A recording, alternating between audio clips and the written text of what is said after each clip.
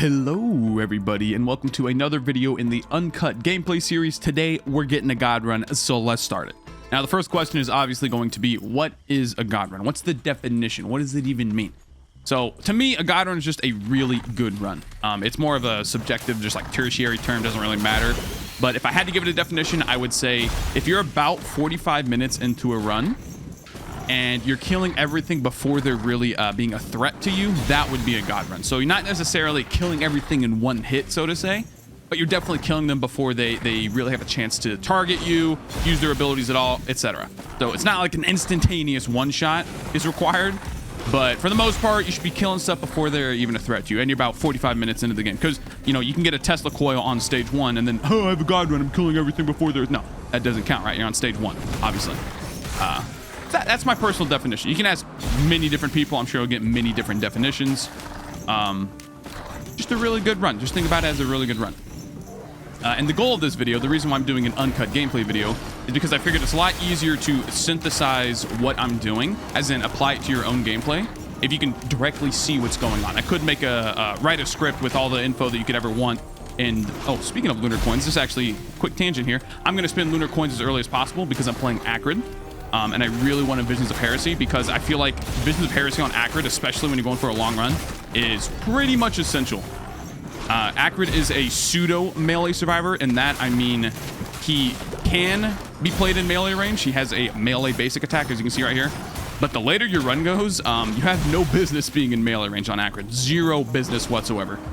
He has no iframes. He has no great utility to get out of a sticky situation. He's just... And honestly, the damage isn't even that great in melee range in the first place. So honestly, there's no reason to be in melee range on Acrid. So Visions of Heresy, replacing that melee ability is very, very good. And then you're basically an entirely ranged survivor at that point. I kind of forgot what I was talking about earlier before I started talking about Acrid. I don't even see a Newt altar, so I don't think we can do that unless it's back over across the bridge. But I believe the TP's right here. I forgot to have a volcanic egg. Just use it. Yeah, TP's right here. I'm actually gonna do something here. I'm gonna pop this and then activate the TP. That way I can hit that blood shrine as I exit this stage and get more money as I leave. You'll understand what I'm saying. If you don't know what I'm talking about, if you get gold, if you acquire gold, like as you are teleporting out of the stage, it will transfer to the next stage. So I'm hitting that blood shrine so I get more gold. Because, you know, it goes 50% HP, 75% HP, and then 93% HP, I believe, are the thresholds. So the higher the threshold, the more money you get. So that's why I did that. I'm just doing a casual Acrid abuse here. The basic stuff. If you don't know about this, you can press your sprint key when you're mid-animation, and it will cancel the animation and immediately start another. I don't know if this works on consoles or not. I have a few people that play console in my stream, but I can't remember what they said about it. I know I asked them pretty recently. But on PC, at least, if you just spam your sprint key, don't spam it too fast, because then if you don't see the attack animation at all, you're not attacking. So as soon as you see that green swipe show up on your left side, just press your sprint key, and you can get much more DPS in than if you were to just hold it down and do the big 1, 2, and then 3. This is much more DPS. So I'm gonna hit this again. I should be able to get up to a 93% HP by the time it exits, and I should start the next stage with quite a bit of money. It's actually gonna be a massive boost. This is a very good thing to see. If you have a blood shrine in your teleporter, I highly recommend you do this. You activate it, and then you sit around and wait for your HP to come back up, and you exit the stage by hitting it again. I highly recommend you do that. The boost it's going to give you in the next stage is absolutely massive. Like, I'm literally going to have enough money to buy 2 chests right away, which in the grand scheme of things is going to be very, very helpful. Actually, I don't have a lot of HP. Maybe I should have thought about my HP levels before I did that. Shoot.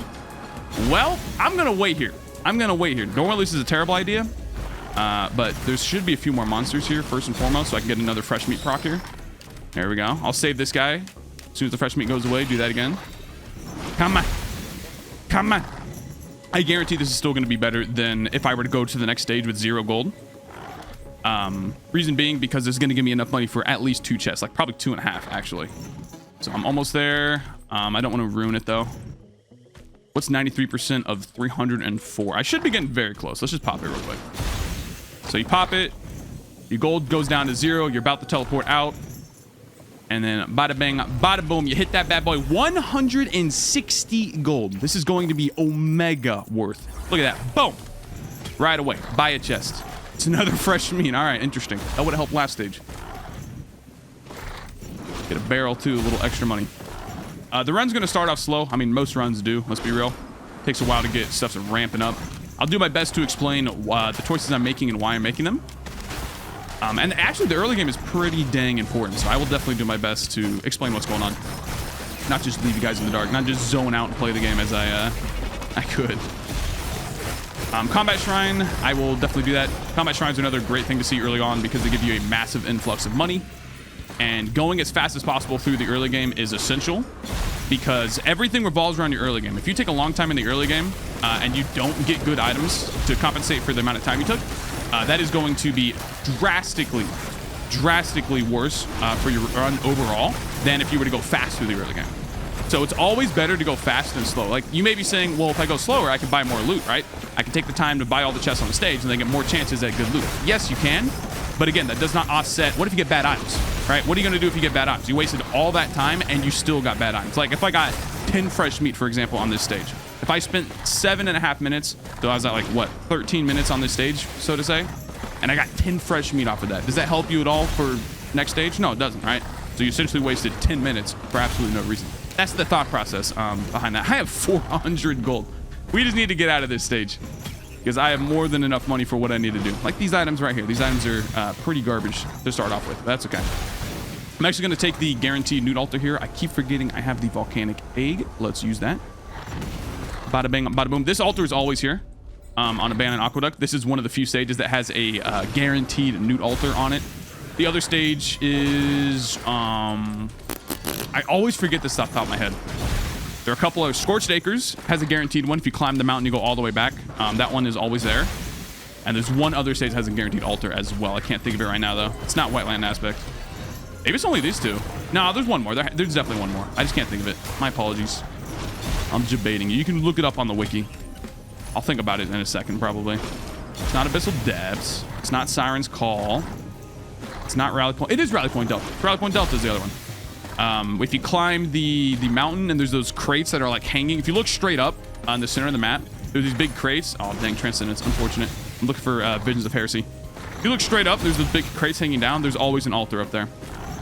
I know it's hard for me to explain that, and you guys get the picture when I'm not on Rally Point Delta, but hopefully you know what I'm talking about. Oh, a Dune Strider fight. That is kind of bad. Luckily, we're playing accurate again, so I can just use the auto attack cheese. We're going to kite around here, wait for the blast to go away. Then we're going to jump right in. Keep doing some more auto attack shenanigans. I'm going to use the black hole here because I want to kill everything with the hole, or get them around the hole so I can kill them. So when the Dune Strider does that, he doesn't have anything to latch onto aside from the bosses themselves. I'm actually... Oh, that was dangerous. I'm glad that Dune Strider did not target me with his blast when I was frozen. That would have been a lot of damage. And I just straight up missed my R there. Unfortunate. Oh, these are way closer than I thought. Okay, this guy's about to die. I was going for the kill. I think he's the one that just did the big suck, so we're good. How am I getting hit by that? Are you... Wow. That was really unlucky. Kill this guy before he does the big suck. So I got hit by the guy that was standing up doing the vertical ball drop because he was lower than the guy that I was on. That's weird. I actually have not had that happen before. Should be able to kill him here. All right, cool. Dune Strider's taken care of. Double ukulele. That's going to be really nice once we get Visions of Heresy. It's going to be okay right now, but Acrid... here's the point. Back to Acrid, finally, after 8 minutes later here. The reason why Visions of Heresy is so good, number one, it turns you into an actual range survivor instead of just a pseudo melee. But number two, it makes you much more consistent with proccing items. It's kind of like the same problem with Artificer, right? Artificer doesn't have that consistent way to proc items because of her charge-based primary attack. Acrid's kind of the same way, except it's a melee attack, not a charge-based primary. It's a melee attack on a ranged survivor, is what I'm trying to say. So it's kind of the same idea. So Visions of Heresy is very, very important. I'm going to buy this large chest and this multi-shop. I'll probably miss out on the Praeon Accumulator, the guaranteed one on Rally Point Delta. I might not even get Rally Point Delta, so it's honestly not that big of a deal. We could make it, honestly, because I'm taking this blue portal. I'll be out of here at like 9:33 probably. We could, if we get a really good spawn on Rally Point, we could get the Praeon Accumulator. We'll have to see, though. That's going to make 9:35. Unfortunate. Yeah, 9:35. Cool. Now, if there's a Visions of Heresy here, it's off to a pretty good start. Tri-tip's pretty good on Acrid because poison can't kill, but it can get them to 1 HP. So if you get a proc on the tri-tip, it can finish off enemies for you, which is pretty nice. We didn't get visions, but we got a focus convergence. I love taking this thing. This is the lunar item that decreases the charge speed of the teleporter, but makes the radius smaller. Honestly, it's not that big of a deal. 1 stack of it I find is completely free. The radius is still plenty big to dodge things and run around in. And the reduced charge time is really, really good. So, Gesture of the Drowned, I love taking it, but I don't need to take it. It's like Shaped Glass, right? I love Shaped Glass, but you don't need Shaped Glass to get a God run. Same thing with the Gesture. It's very, very, very powerful. You know, I'm going to take it. I'm going to take it. That's one thing I forgot to mention in the start of this video. If you don't have lunar coins, you're putting yourself at a direct disadvantage in trying to get a God run, quote unquote, or a really good run. You are objectively putting yourself in a worse spot by not having lunar coins, because the blue portals are ridiculously powerful. You don't have to spend the lunar coins on items, but not being able to buy blue portals is a disadvantage, because you can go in there and you can trade for the green item and the red item if they're good. I believe it was Razor Wire and a Nukahana's Opinion back there, so I'm not going to bother trading for either of those. But if you get like a 57 Leaf Clover and a ATG or a Fireband or a Will-o-the-Wisp, you know, something like that, yeah, you're going to want to trade in for those. It can definitely say, I've had plenty of times where Blue Portal has saved my run, not because of the lunar items, but because of the cauldrons. So have some lunar coins. It's not that hard to get some, especially if you modify your text file. But if you want to farm them legit, you can easily farm like 30 coins within an hour if you do a double Beads of Fealty run or something on Drizzle. Not hard at all. So highly recommend you get some lunar coins. We have a double combat chest here. I'll probably get both of these. Nice. Fireband is very nice to get. Very, very nice. So the guaranteed Nude Altar on this stage that I was talking about, you have to get on this mountain. You climb all the way back. Like it goes really far back. That's not the edge right there. The edge continues way over there. You go to that edge, and then there's a Nude Altar just chilling there. Let me look for the altars over here, because again, I'm looking for that Visions of Heresy. I'm not going to spend too many coins looking for it. If I don't get it, then I'll just have to deal with it. This altar's not here. I can't tell if it's up there. We'll have to see. Like the cliff goes way further back over there. It's a very, very long distance to travel to, but it is guaranteed. So if you need a blue portal for whatever reason on Scorched Acres, that's where you want to go. But it should be, it's worth noting that you can't really get to there without some great mobility. So you either have to be playing Huntress, Mercenary Loader, or you have to have like 5 Hopu Feathers and a Wax Quill kind of thing.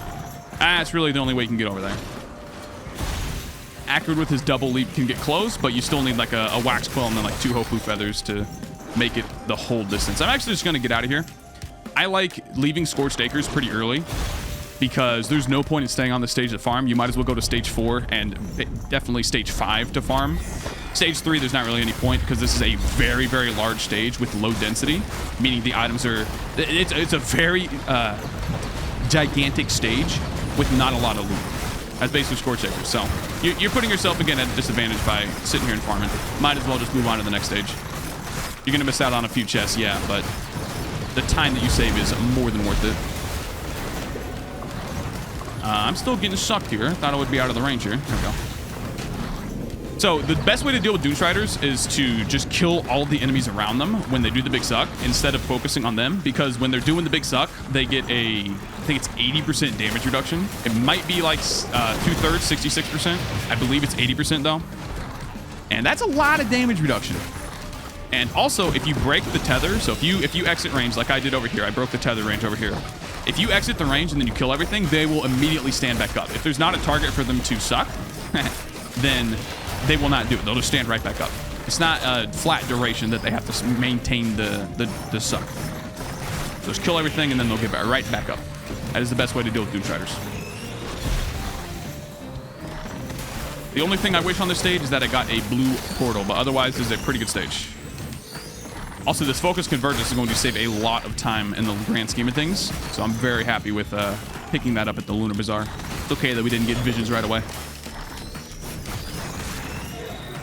And we are done. Let's get this regular chest. We'll get the large chest. I believe that was a large chest right there. Yeah, it's a large chest. Cool. Get these 2. I could get that multi-shop over there, but it's a crowbar and random. I don't really care to go over there for those 2. Could be like a pair crit on the other side or something, but it's not really worth it. Maybe this chest here was worth it, but we'll be all right. I could have got that barrel there if I wanted to save some. I'm sorry, there's something in my eye. I'm trying to get this thing out of my eye, so I keep rubbing it. My apologies. All right, Abyssal Depths is a very good stage to have. If you're not playing Rex or Mercenary, I would say Abyssal Depths is better because it's easier to just farm up for the legendary chest than it is to kill the ally worship unit. I had to keep moving here. If I didn't keep moving there, he would have locked onto me with his laser. I had to keep sprinting right there. Depending on your run, too. If you have really good items, then you could probably kill the alloy faster than it would, or faster than the amount of time it would take to farm for the legendary chest on Abyssal. So that might be better to get alloy in that situation, but there's much less risk involved on this stage as well. Because if you make one mistake versus the alloy worship unit, you're going to take a massive chunk of damage. And depending on what else is around you, like some brass contraptions, some vultures especially, gosh dang, those vultures hurt, dude. You could very easily die. So the stage is overall a little safer, in my opinion. You can get like a nasty Elder spawn behind you and shotgun you, but that's about it, honestly. As long as you're paying attention, you should be okay on Abyssal Depths. That was a waste of a leap here. Let's not forget the Newt altar as well.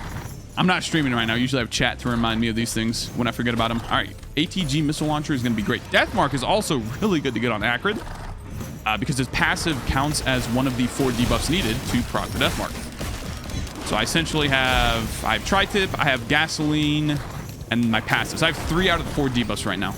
I don't really like counting Gasoline as a debuff for the Deathmark because you have to kill something to proc the Gasoline. And you really only need the Gasoline proc on those tankier targets. And there's no guarantee that there are additional enemies around a tanky target.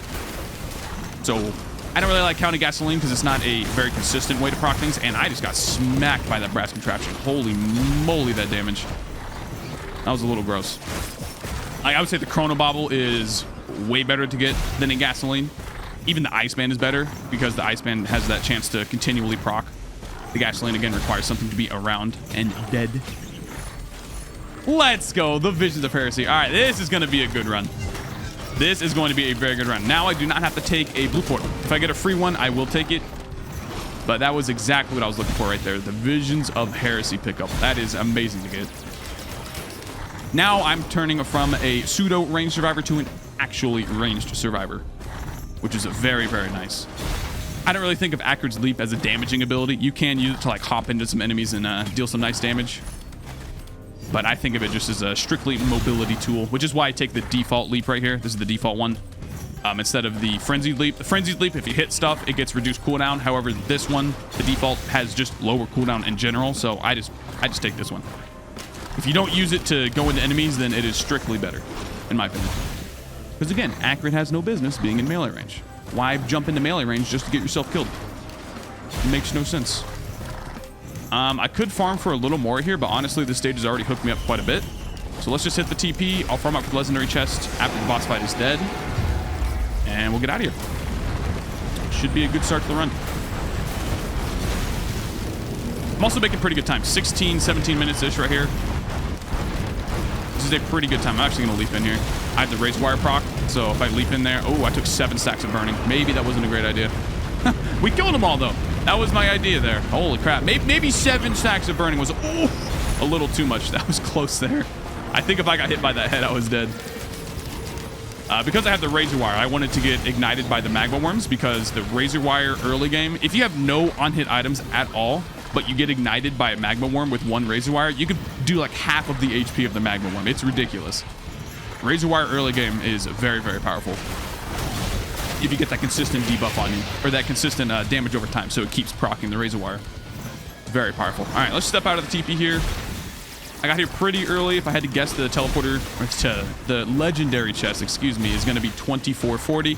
There's like 3 main brave points on the chest. If you're pretty early, if you're really early, it'll be 2290. If you're on time, or like the average time, 2440. There's 2591. There's 2440, and then there's 2740. Anything past 2740, you took a little too much time getting to this stage.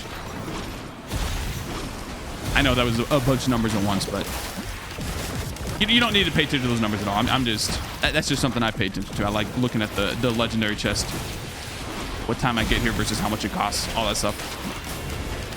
I'm actually going to farm up until 3,000 gold here, just so I can buy a couple more items before I exit. Like that large chest, maybe that chance shrine there. We'll have to see. We will have to see. Already at 2k gold as well. That's very nice. There's a couple chests over there as well. We'll have to see. again, the early game is all about assessing whether or not it's worth farming for something or just leaving the stage. You have to be able to make those choices very quickly and understand when to choose one over the other. Because there are times where I like to sit here and farm like this. And then there's other times like last stage, Scorched Acres, where I just got out of there pretty much immediately. Here's a misconception. The larger point with this is a lot of people think that God runs or really good runs come down to strictly RNG. That's not the case. Yes, you have to have above average RNG. No, you don't even have I'd say as long as you don't have abysmal RNG, a God run is possible. It's more about your choices early on. That's what I said at the beginning of the video here, is your choices early on will cascade through the entire run. If you take 10 minutes extra in the early game, that's going to bite you in the butt once you get to like stage 4, stage 5, and especially the second loop. Those extra 10 minutes are going to play a massive difference due to how the difficulty scaling works in this game. So knowing how to adapt your early game according to your RNG and what items you see around, what survivor you're playing, all that stuff, that is way more important than getting good items, so to say. Again, I'm not saying that you don't need good items to get a God run. You definitely do. You can't get a God run with 10 fungus, 5 fresh meat, and a razor wire, right? Hopefully the point was clear enough there. Sorry if I am rambling here. It's been a little while since I did an uncut video. I'm kind of thinking about things to say that are not just like wasting guys' time. I don't want to be rambling though. All right, we almost have 3,000, so I'll just jump in here, charge the rest of it. Definitely buy this chest. Black hole is actually really good early on. It's dealing with all of these tiny threats. They're not large threats, but they could stockpile and get much worse for me. So it's good that the black hole just kind of groups them up, and then I take care of them with the ukuleles, the visions of heresy, etc.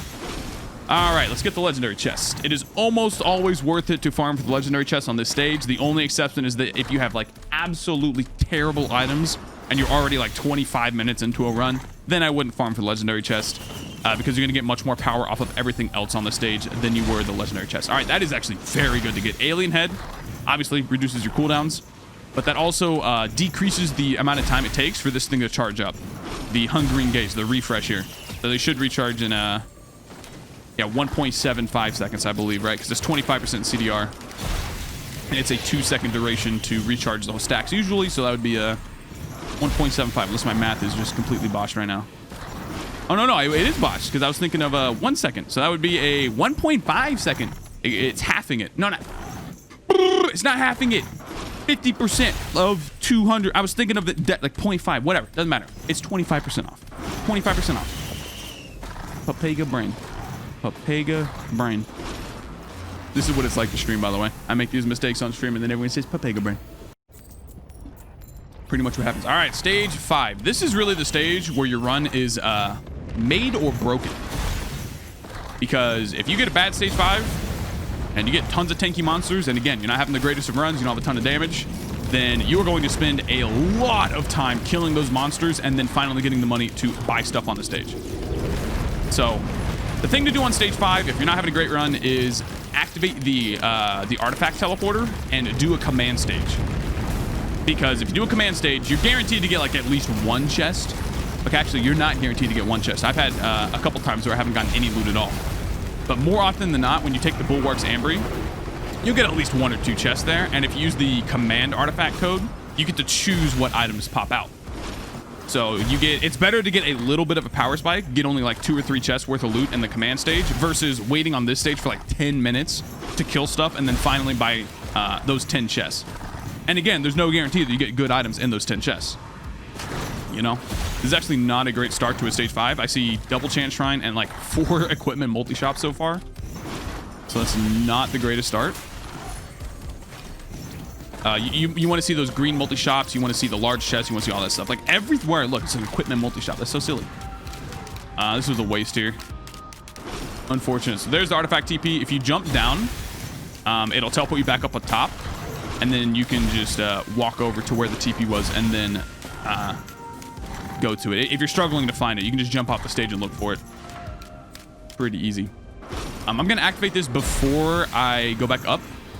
I'm planning on doing the teleporter boss, the regular teleporter boss on this stage, and then I'll come back to take this portal.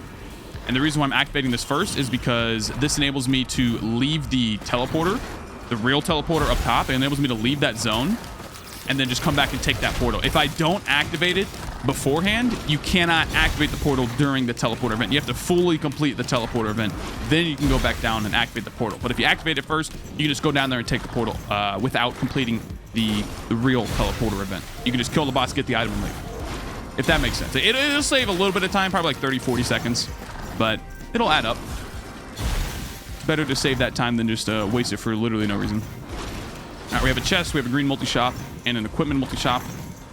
If that's a capacitor or something, I will definitely take it. Nope, it's a double jade elephant. No thanks. No thanks. We got another magma worm fight, which is pretty good. Again, I'll just let them proc my razor wire. I can get hit here. There we go. And then the razor wire will just kill everything. Razor wire is pretty dang good, especially versus magma worms. There's an Elder Lemurian. Stage 5 is very, very, very dangerous. Brass contraptions, Elder Lemurians, parents, the mini mushrooms, lesser wisps, like all of the enemies that people hate are on stage 5. Cool, we got a guillotine as well. That's perfect. Let's get that chest because it's in the zone. It is not in the zone. Never mind. Let's get out of here. I should have bought those chests before I activated the TP in hindsight. That way it could, because that large chest, or that multi-shop was in the zone. So I didn't have to finish the TP to loot it, but I did have to finish the TP if I wanted to loot the small chests. In hindsight, would have been the right thing to do, but that's okay. All right, we're just going to exit the stage here. There's a large chest there. Unfortunate. Well, let's just skedaddle. I'd much rather save that little bit of time than charging the TP completely, running around the stage looking for loot, all that stuff. I'd much rather just get out of here, get the guaranteed loot in the commandy stage, and start the next loop here. Going into the first loop, or the second loops, excuse me, stage 6, sub 30 minutes is a very good time. You will basically be feeling like you're still on stage 4 or something like that. It'll feel really nice. Especially, again, with the power spike of the commandy room here. So a couple things to note here. You guys probably all know this. I'm just going to mention it just in case, though. These artifact keys that you pick up, you cannot shotgun the boss. You can get multiple keys at the same time, but if you save them all and you use them at the same time, it'll only deal 1 key worth of damage. So don't do that. If you see a key on the ground, try your best to pick that thing up and use it on the boss immediately. Because if you get a key the very next kill and you still have that other one sitting in your inventory, you will have wasted it. Because when you use a key on the boss, like if I pick up that key and then I kill a monster here and there's another key, so I go, okay, I go use that key, bam, I come back to pick this one up, it'll be deleted. You can't save keys on the ground. As soon as you use a key, it deletes everything on the ground. Or all the keys on it. It doesn't delete like loot and stuff on the ground. That'd be silly. Oh my god. Oh! That was close. The wax quails, dude, throwing me off. I'm looking for chests here. So the chests can be like hidden all over the place. In fact, there could be one right here. Nope. I've had chests here. So make sure you look in all the nooks and crannies. It's definitely worth it.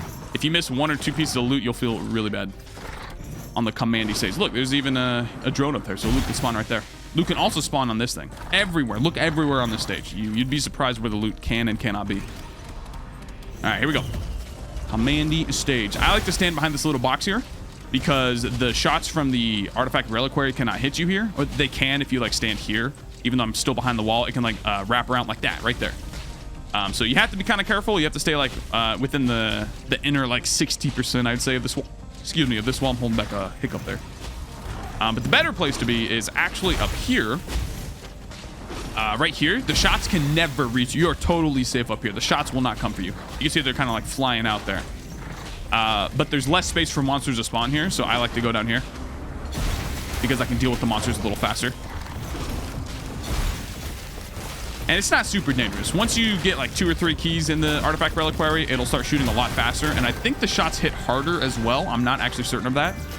I know for a fact the reliquary shoots more shots and they come out faster, but I don't know if they do more damage as well per key that you put in. Either way, it becomes more dangerous. That's the point I'm trying to make here. Always take crit. I usually take crit. If I have like 4 or 5 pairs of crit, I might go for like goat hooves or energy drinks if I get white items here. But more often than not, I'm going to go for crit just to get that increased damage. All right, I already have an ATG. We have ukuleles too. So actually, I have the death mark. So let's take the Iceman here. Maybe Chronobobble was a smarter choice. Yeah, Chronobobble was definitely a smarter choice now that I think about it. Get that guaranteed proc. Iceman only has the 8% chance to proc. Unfortunate. All right, we have equipment. I'm going to get the capacitor here. This is why this stage is so good. Just, you know, I'll casually take a royal capacitor. You know, I'll take a couple pairs of crit. I'll take an ATG. Yeah, I think I'll do that. This is why this stage is so good. And we get a key already. Let's go. Sometimes you can get really shafted. It'll take like literally 15 minutes to exit the stage. You've bought everything on by the way. You've purchased everything on the stage, but you can't get enough keys to drop from the monsters. Sometimes you can get really shafted. Sometimes you get your keys right away. But more often than not, you're gonna have to farm for a little bit. Farm the monsters for a little bit instead of just exiting right away when you've killed everything and looted all the chests. You're still waiting on those keys to drop, unfortunately. There's another one. Well, let's go. I might need a little more money here because it is a chant shrine after all. And look at that. Boom. There's another key. It goes away, though. As I said, you can't save them on the ground. So that was what I was talking about. You want to use your keys as fast as possible. Yeah, look at how many more shots he's firing. Look how fast that is. This is why you want to stand behind some cover. Because if you're out in the open, that reliquary is going to kill you. It's going to do a lot of damage. Take a drink here.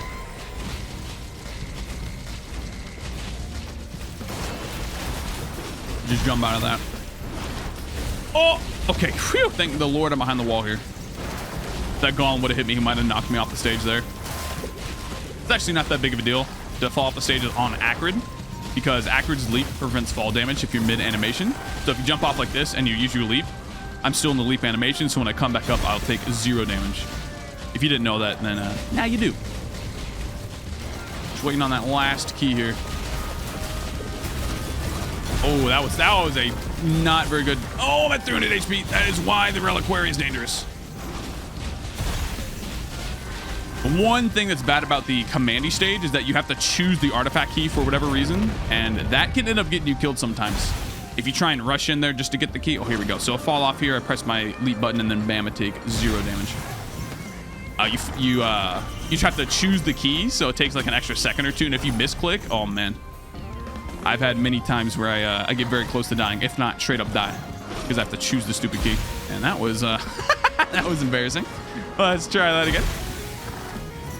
Excuse me, Mr. Artifact. Also, I don't understand why you have to pick up the actual artifact every time you do this. I already have the. At this point, I've unlocked the command artifact like 30 times, probably more than that, probably like 100 times. Honestly, I've been here so many times. I cannot overstate the power of this zone. What am I doing? Seriously, go to stage 5, and if you're having not a great time, just use the commandy code. Dude, what are you watching right now? Why are you watching this video? Why are you watching a guy that literally cannot even exit the stage by just leaping off? This is my life, dude. Oh my, okay, that was my fault. That was my fault. I pressed it too early. I fat fingered it there. Holy crap. Oh man, hey, smiley face. If you watch the stream, smiley face in the comments below. Because I do this all the time on stream. I wish I could tell you that it was an anomaly for me to do that, just randomly walk off the stage and jump off over and over. No, sadly, it is more the norm than I would like it to be. Oh, man. All right, but now we have a Gesture of the Drowned with Royal Capacitor with 3 shots because of the... I forgot I had Abyssal Depths here for a second. Because of the fuel cell, so this is a pretty good start to the run. We got an Ice Spin and 3 pairs of crit. We can proc the Death Mark, but I need to have an enemy around for the gasoline proc for that, because I still don't have a Chrono Bubble. So honestly, hey, hook me up with the Chrono Bubble game. I'd be down. So this is what I was kind of talking about with the, it'll kind of feel like stage 4 again if you do it correctly. If you don't take a lot of time on stage 5 and you do the commandy portal especially, then stage 6 when you loop is gonna feel significantly easier. It's as if the game kind of like reset a stage for you. It's like, you're doing pretty well. Have some fun here. Have some free enemies. Like, look, this is a Celestine enemy. Celestines have, what, like 27 times the HP of a regular enemy? And then bam, he's just dead. To be fair, there was a Celestine Beetle, so he didn't have a lot of HP to begin with. How many Celestines are on this stage? That's the 3rd one. I already killed 2. There's another Celestine above me. And we get 2 syringes. Let's go. Let us go. Hopefully you can see the power of the Visions of Heresy now. If I didn't have Visions, I would just be... Well, I'd still been in a good spot because of the capacitor, Gesture of the Drowned capacitor. But I would not have nearly as consistent damage if I didn't have this Visions of Heresy here. Which is why I love taking it on Acrid. Even the engineer, it's pretty good on the engineer too. Although it does replace the turret's attack on engineer, so consider consider the power between the engineer turret's regular attack and then the Visions of Heresy attack. If you want to keep the default attack on the turrets, then you have to painstakingly keep the one on engineer as well. That's the trade-off. You want the turrets to do more damage, or do you want to have more fun playing the engineer with an actual auto attack? Because let's be real, nobody likes the engineer's default attack. Without attack speed, I should say. Once you get some attack speed on the engineer, it actually feels okay. I'll admit that. The attack feels pretty good with some attack speed, but early on, holy crap, it feels terrible compared to other attacks. Tesla Coil, let's go, dude. All right, here's how to get a God Run 101, boys. You just get a Visions of Heresy on stage 4. You get a Tesla Coil on stage 6, and you take the Commandy Portal as well. Don't forget the Commandy Portal. That's an important part. There you go. I can already smell the comments, dude. Oh, you got Tesla Coil, dude. This is a God Run. You said insane RNG. You're talking about how you need insane RNG early on, then you get Tesla Coil. Oh, mega lol, dude. You can already smell the comments coming in, dude. Yes, that is a pretty lucky drop. I'll admit that.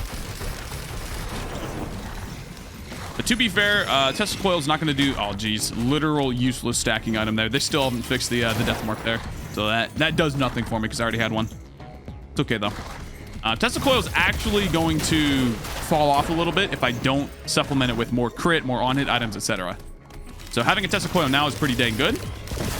But once I start getting tons of elite enemies, especially Celestines and Malachites, it actually is not going to deal that great of damage. It'll clear out like Beetles and regular Lemurians and stuff. The other stuff will still be alive, though. But if I do continue to get crit and on-hit items, yeah, Tesla Coil is very powerful.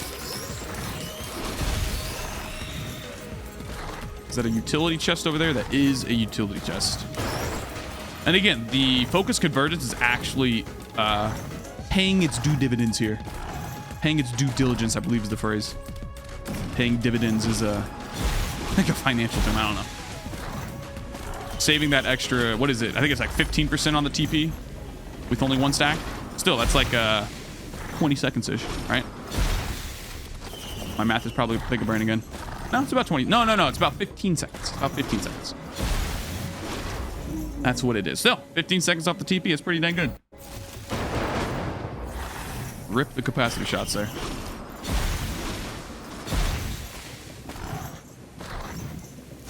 So there's definitely something to say about the RNG this run. It's been pretty good. I wouldn't say it's been amazing. Getting the Visions on stage 4 was lucky. Getting that Tesla Coil was good. But other than that, I'd say that the RNG is actually pretty average, I'd say. Nothing too crazy or amazing. It's more the fact that I'm still so early, like 30 minutes. This is a 30-minute stage 7. I just got here. That's more of the reason why this run is looking so good right now. I guarantee you, if I keep this level of RNG and I do another loop, it's going to look way worse. It's going to look way worse. So now is the time where I'm going to have to get supplemented by like tons of guillotines, will-o'-the-wisp stacks, ATGs, etc. I'm going to have to start prioritizing for that single target damage. Because with the Tesla Coil and the ukuleles, and if I get like a resonance disc or ceremonial daggers or something, I'll eliminate all the little guys, no problem. The threats start to become the Clay Templars, the Elder Lemurians, not the Greater Wisps, not really Greater Wisps, Brass Contraptions, and then the bosses themselves, like Beetle Queens, Stone Titans, Scavengers especially. Holy moly, dealing with Scavengers is a massive part to any run, any God run, I should say. I'll just buy this, because why not? It is a Beads of Filthy. Perfect. That's actually one of the last things I wanted. Because I wanted to obliterate doing the... Ooh, that was close. Oh, look at that. Guy hit me. That one hit me. Let's back up here. I wanted to obliterate with the Twisted Scavenger. Because no God run is complete without your big 15 lunar coins at the end. Let's be real. That was pretty good damage, honestly. For a Malachite, that was pretty good damage. Now, it wasn't Lemurian. Again, they don't have a ton of base HP, so the Malachite, in the grand scheme of things, doesn't give them a ton of HP. Once you start getting like Beetle Guards and Clay Templars and all that as Malachites, that'll be much more dangerous for me. These two guillotines, I think I got them off of the stage 5 teleporter. I took a mountain shrine on stage 5 and the teleporter gave me double guillotine. That's one thing I haven't mentioned yet. Mountain shrines. I would always take a mountain shrine if you're in the first loop of a run, especially if you're in the first couple stages. There's no reason to not take a mountain shrine. If you die, like who cares? You wasted 5 minutes, 10 minutes of your life. Who cares? But if you do it successfully and you get a good item, then you get 2 of them. And that's actually a massive power spike, like an ATG or a Will-O-Wisp or a Guillotine or a Ukulele, depending on who you're playing. It could be a massive difference early on. And again, it's all about that early game. So the faster and the better you perform in the early game, the more it's going to affect your run overall. Everything happens in the early game. Okay, not everything, but a lot of it comes down to the early game. Forgot to pick up an item. How could I live without my fireworks? We got another Beetle Queen fight, too. I'm getting really lucky with these boss fights right now. There's not really a lot that I'm scared of right now. It's mainly just this Malachite right here. Oh, the Beetles, dude. They're Beetles. They're actually useless. Oh, mega low. But if I had like a Stone Titan fight and I popped a couple Mountain Shrines, it'd be like a Blazing or a overloading Stone Titan fight. That would be kind of dangerous. Right now we're good. Or jumping into a Malachite spike. I mean, that's pretty dangerous, too.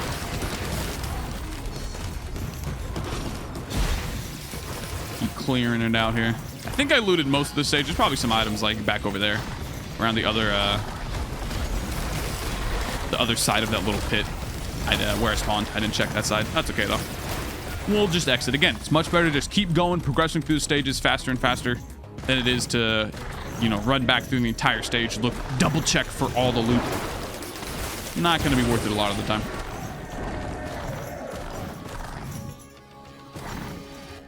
I would, you know, talk about something else here, but until something enters my mind, I'd rather just sit here. You guys can chill with the music, but listen to that beautiful crit sound effect. Beautiful. Okay, let's try and kill this Beetle as I TP out, so I can get that extra. Well, okay, never mind. Oh, this guy. Nope, I did it too early. So any source of gold that you gain as you're exiting the stage will transfer over. So if you kill an enemy, open a barrel, hit a blood shrine, doesn't matter. Any source of gold. Pick up a Gore's Tome, anything like that. So I tried to kill those Beetles, tried to time it for when I was teleporting out. Would have had a little bit of extra money, but it's not that big of a deal, honestly. It's not like a 93% blood shrine or anything. This guy's probably the tankiest enemy I've fought so far. This would be a good sign of my single target. All right, single target's pretty good. That was a little too bolster there because I used a double capacitor shot and they had the death mark proc on him. That's not going to be every single target. He was lucky enough to have a dude next to him, so that gasoline proc and got the death mark going. Regular like boss fights and stuff when I have this. All right, here's a really stupid thing that I could do. Take this Shrine of Order. Now let's look at the items here. No, I'm not even gonna bother. So the only time that a Shrine of Order is actually worth it is like stage 3. If you're on stage 3 and you have a ton of crappy items and you have like 1 or 2 good items, or literally even just 1 good item, it might be worth it to. Is that a? Okay. I gotta be honest. Okay, now the RNG is starting to climb. RNG is starting to climb a little bit. Yeah, the early game was average RNG, but okay, we're getting up there now. We're getting up. A world spawn legendary chest is extremely rare. I don't know what the percentage is, but man, it is not common. I can tell you that. So to get a world spawn legendary chest on stage 8, and it is juicy.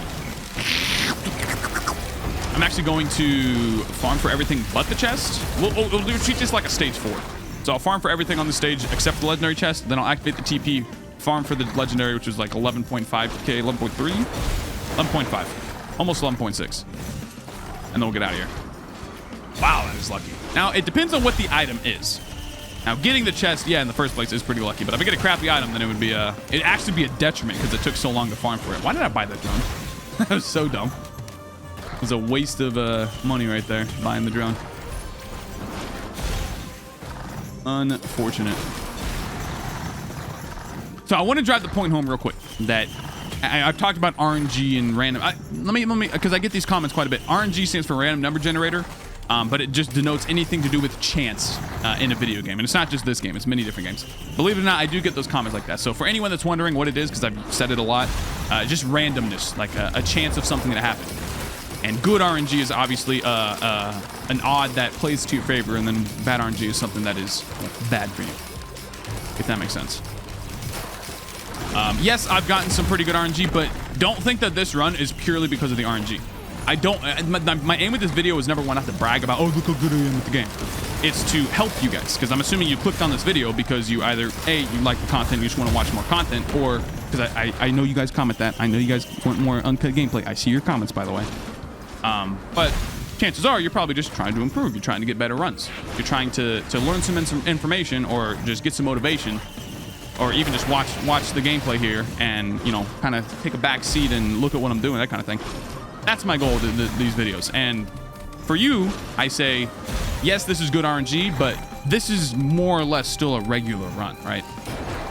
It's more the choices that I made in the early game has cascaded this run, and because I'm here so early, it's still looking like an amazing run. Again, I've gotten a Tesla coil, all that stuff, sure, but for the most part, this would still be a pretty, I mean, 2 ukulele. That's plenty of AoE right here. These 2 ukulele would still be doing quite well, because the monsters have very little HP.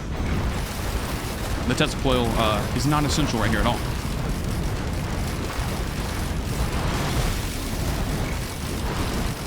So, just to briefly summarize, I don't want to demoralize you guys. I don't want for you to say, oh man, this is only a good run because of the RNG. I can never get something like that. My RNG is always terrible. It's not your RNG. Trust me. It's not your RNG. But the choices you make, understanding context of when to make different choices, when to exit a stage early, for example, versus staying on it to farm, all that stuff. The survivor you play, understanding your abilities, understanding optimal DPS rotation, etc., etc. For example, on Acrid, taking a Visions of Heresy is actually massive for you because it helps you tremendously with your overall damage, because it gives you that ranged ability on a pseudo-ranged survivor, turns you into an actual ranged survivor, etc., etc. All that stuff. All that stuff matters much more than getting lucky. But again, it feels pretty dang good to get some good RNG. Can't deny that. Cannot deny that at all. All right. Hold on, guys.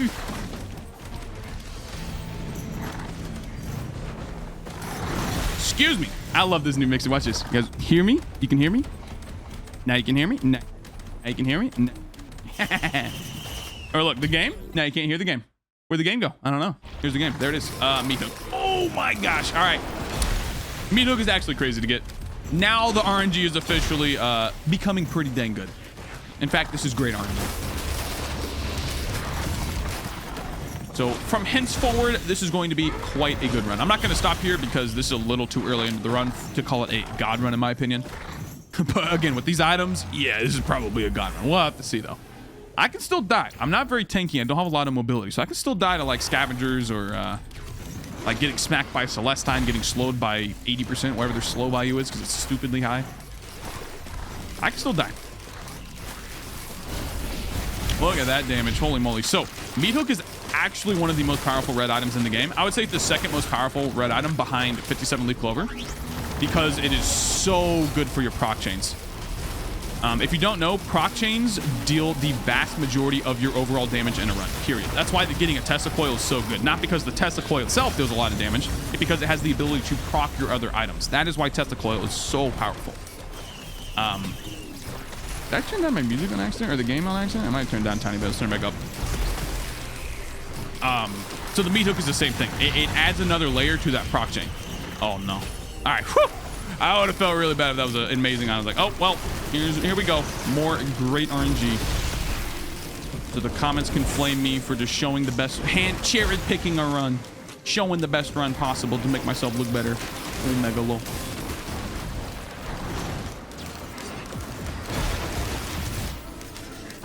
Meat hooks are very, very, very good to get. It's like the equivalent of... Why did I use Head Stomper? I was not holding down my F key at all. That was weird. I activated the Head Stomper somehow. Interesting. It's like getting a ukulele on multi or commando after like 40 minutes. When you first get that... If you have terrible luck, you haven't got a ukulele at all. You're 40 minutes into the run. Second loop. Mid of the second loop. And then you finally get it. It's like that again. If you have ukuleles and then you get a Meat Hook, it's like that feeling, but again. So good. And to go a little more in depth on proc chaining, if you have no idea what I was talking about there. So a proc chain is when you have one item that, by the way, here's another, I get these comments quite a bit actually. Proc is just activating an item. So an ATG missile launcher right here has a 10% chance to fire a missile. So if you fire a missile, you procced that item, right? That 10% proc. That's all that means. So a proc chain is when you have an item that triggers off of another item. Oh, look, a Tesla coil printer. This run, man. I'm not going to print it because my Reddits are actually really good. Actually, I could 25% chance, because I have 4 reds, right? 1, 2, 3, 4. I have 4 red items. 25% chance to lose the head stomper and get another testicle. Sorry, I hit the mic there. Alien head also wouldn't be that bad to lose, but honestly, getting a second testicle is not essential at all. You know what? We're going for it, dude. Oh my god. All right, now you can type in the comments below. Smiley face, run doesn't count. Smiley face, streamer hacked his game to make him have himself a great RNG. Run doesn't count. Now you can type that. That was actually insane. All right, now we have 2 testicles for free, basically. Holy moly, this run, dude. And we have a teddy. That's a repulsion. Never mind. I thought it was a teddy bear printer. There's the first Will-O-the-Wisp. That'll be good. Back to proc chains real quick. So procking an item off another item is a proc chain. And the best way to do that is your ukulele, because ukuleles hit multiple targets. Each beam of the ukulele can proc a different item. ATGs are essential because they have proc coefficient as well. So when an ATG hits a target, it has the chance to proc like a fireband or a ukulele if you already haven't had a ukulele proc, etc. And then the last step in proc chains would be like the ice band, the fire band. Those are things that can proc off of an item. They're an on-hit item, so it's an 8% chance to proc a fire band or an ice band. But the items themselves do not have proc coefficient, which is what determines whether or not an item can proc another item.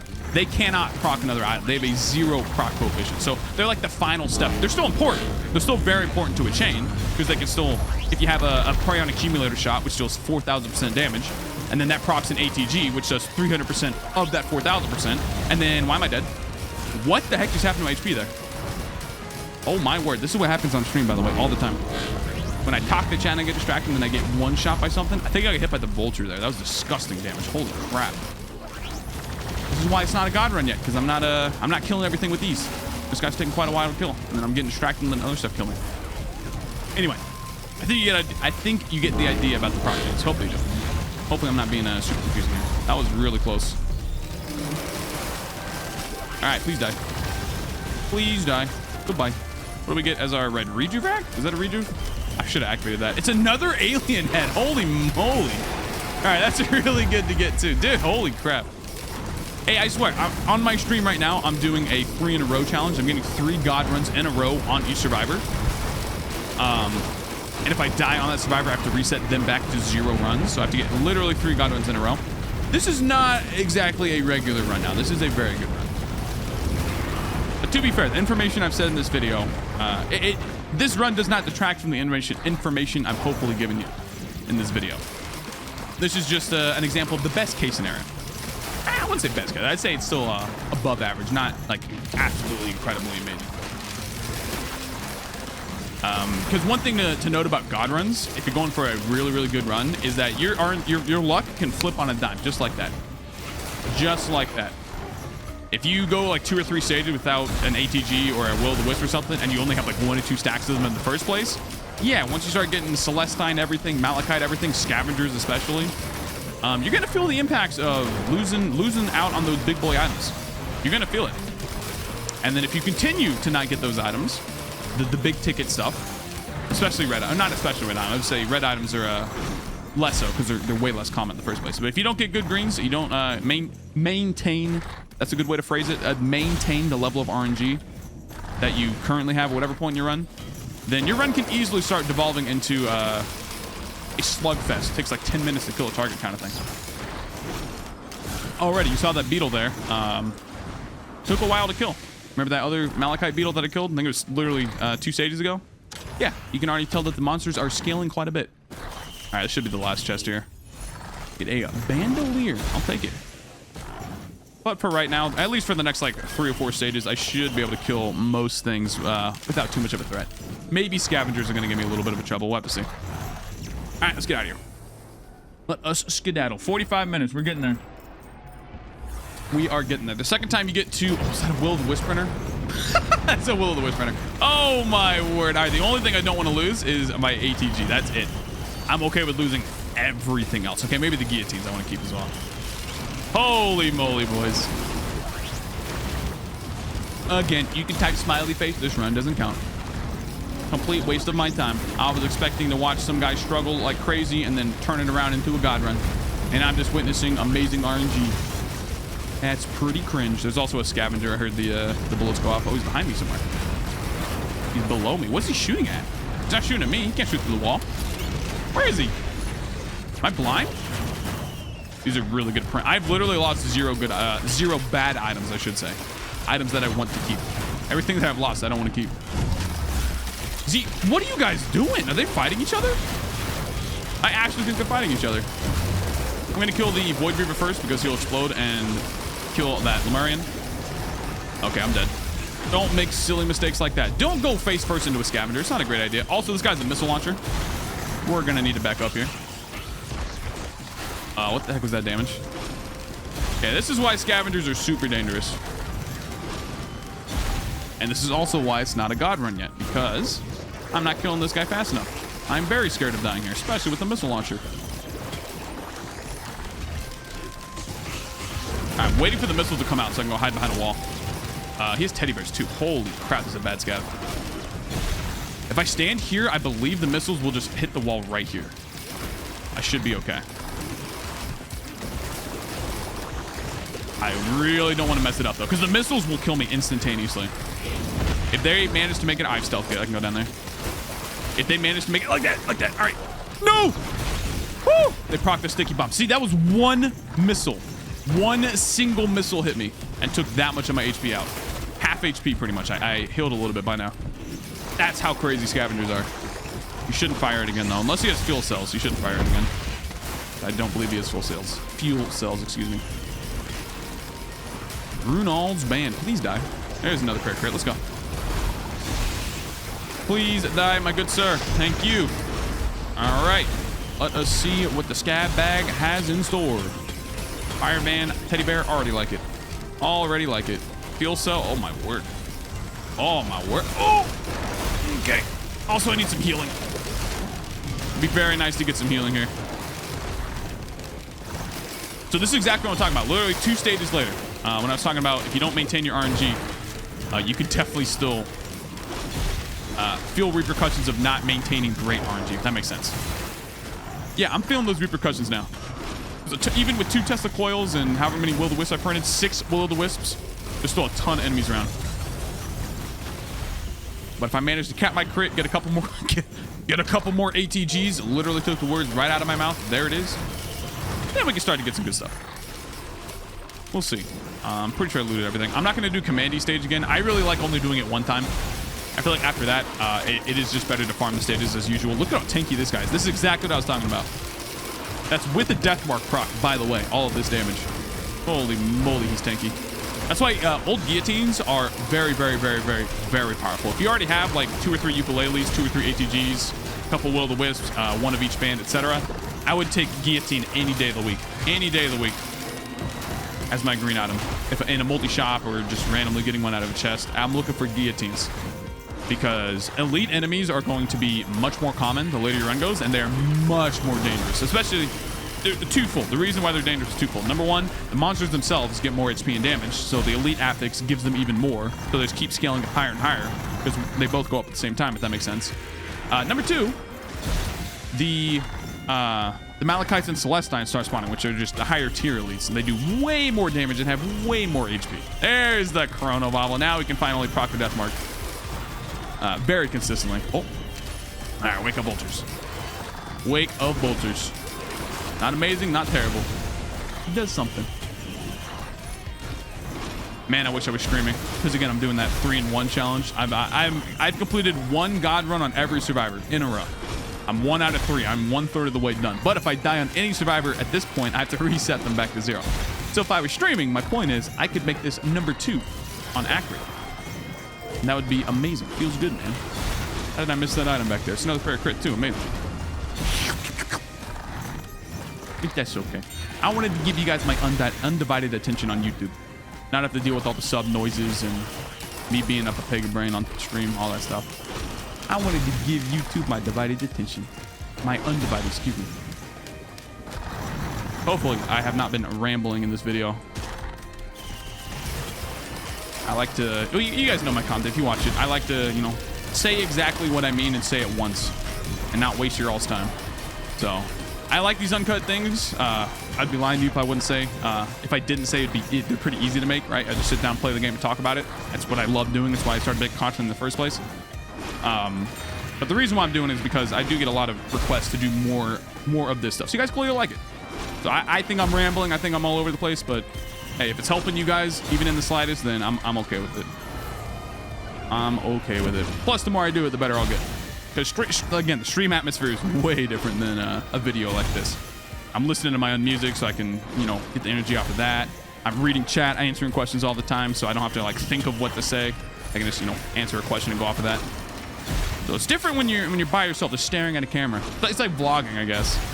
Not saying vlogging is particularly difficult. I'm sure it's not very hard, but you know, you have to think about things to say. Think about things that are interesting. All right, here we go. Boss fight is going to be a blazing Elder Lemurian. All right, this is where the Tesla coils are gonna. Oh, that is rough, dude. That is rough. Hi, everybody. Future Woolie here. Just wanted to cover a few things about the end of the run here, how I died, how it could have been prevented, and then cover a little bit about the run in general. So let's just start with the death. I go straight to the teleporter. There's no mountain shrine or anything. It's just a regular old teleporter here. And what pops out? None other than a blazing Elder Lemurian horde of many. Now, the first thing you do when you encounter a dangerous boss fight like this is to make as much distance between you and the boss as possible. Do not stick around. There's no point to be close range on a boss. Sad mercenary noises here. Don't stick around. Get the heck out of there. Create distance. If you're farther away, the enemies are going to have a tougher time hitting, right? That's like kiting 101. That's like dealing with a threat 101 in any video game. Create distance between yourself and the threat. So I don't do that. Second of all, what's this little bubble right here? This is a Celestine Enemy. Now, if we back up about 10 seconds here, you can see that the Celestine Enemy is right here. I'm recording this like 4 days after I actually did this run, but I know I saw this in the run. It's just I thought that it was a mushroom sitting on top because the way that the Celestine Circle is here, I was thinking, okay, it's probably just a mushroom chilling up there. He's not going to be able to hit me from up there. The teleporter's right here. I'll be okay. Turns out it's a lesser wisp. And you can kind of tell because the circle's moving down right now. Sure enough, I go over to the teleporter. And by the time I turn around, look at where this bad boy is. He's all the way on the ground. I don't know if you can see this or not. I'll let it play a little more. Boom. He's all the way on the ground right now. So sure enough, Elder Lemurian horde of many pops out. And look at that. A blazing Elder Lemurian. You can see the little fire trail right here. You can see the little teleporter dot circle thing that indicates it's part of the boss fight. Both are right here. So there's clearly a blazing Elder Lemurian right here. And sure enough, I jump directly into the blast. There's like no ambiguity. I am inside of this blast right now. So I go down I don't know if you can see it because of the text. I get 2 stacks of the blazing affix. I go down to very low HP, and then I jump straight into another blast. That was kind of unfortunate all across the board. But again, the reason why this happened is because 1, I did not create enough space between me and the boss, and 2, I wasn't paying attention, and I underestimated that Celestine Enemy. I thought it was a mushroom up top. Turns out it's a lesser wisp, so he just floated on down and was immediately a part of that boss fight. So the lessons to take away from this are 1, target priority, take out the larger threats first. In this case, it would have been the Celestine Enemy. As soon as I saw that little bubble here, if I back up a little more here, look, yeah, he's right there. I'm just not paying attention to that. I'm looking over here. I'm looking for loot. I'm being greedy over here. I'm looking at the Void Reaver now. I don't see that this enemy's right here. I don't see it until I probably kill this guy, which happens about now. He dies to my DOT or whatever over there. Here's where I finally see the Celestine. It wasn't even processed in my brain before that. So this, in all intents and purposes, this is a mushroom to me. Turns out it's a lesser wisp. So the correct target priority would have been this lesser wisp first, before I even touch the teleporter, then I hit the teleporter. And second of all, the second point to take away is pay attention to the boss fight. If you get a blazing Elder Lemurian horde of many at 52 minutes into the run, you need to back the heck up. Doesn't matter how good your run is, just back up. Get out of there as fast as possible, especially because the better the run you have, the more ranged capability you probably have. Therefore, you just like shoot 1 or 2 abilities down, you probably wipe the whole screen. I did neither of those things, and I paid the consequences, as you can see by my face being directly engulfed by a fireball, or 2 fireballs actually. And then what do you know, boom, jump right into another fireball. So now talking about the run in general, was this a god run? I would say technically no, it was not. However, it was in my book, because we're about 52 minutes in. I have a pretty good loadout. Literally, if I just went on for 2 or 3 more stages, killed 1 or 2 more scavengers, I cap my crit, I get a few more on hits. I literally have 2 ATGs here, one of each band, I believe, or 2 of each band. So I have 2 fire bands, 1 ice band, and 2 ATGs. Those are the extents of my on hits, aside from the ukulele and meat hook here, which, by the way, this meat hook is another huge factor in why I'm considering this a god run. The meat hook is an absolutely integral part to proc chaining. And then, of course, we found that Will of the Wisp printer, so we had 6 of those. Like, this was a really solid run. And not to mention, you know, we had that head stomper, and we printed it into another Tesla coil. Like, some pretty good RNG all around. And to me, one of the best ways knowing if you have a god run or not is if you can kill the Beads of Fealty Lunar Scavenger. I have the beads right here. Again, if I would have gone like one more loop, about 10 more minutes or so, and I got a couple more ATGs, capped my crit, etc., I would have had plenty of damage from the Lunar Scavenger. So if you ask me, yeah, I'd consider it a god run, but technically it wasn't quite. At the point which I died, it was not a god run, but it easily was going to turn into one, if that makes sense. So hopefully you guys learned a thing or two in this video. I hope not too much of the information in it was me rambling and talking about useless stuff that you guys already knew. Let me know in the comments below what you thought about the video. Do you want to see more uncut gameplay like this? Also, you can check out my stream at twitch.tv/Woolie Gaming, and also consider joining our Discord server. All right, bye-bye, everybody. Thanks for watching, boys. I love you.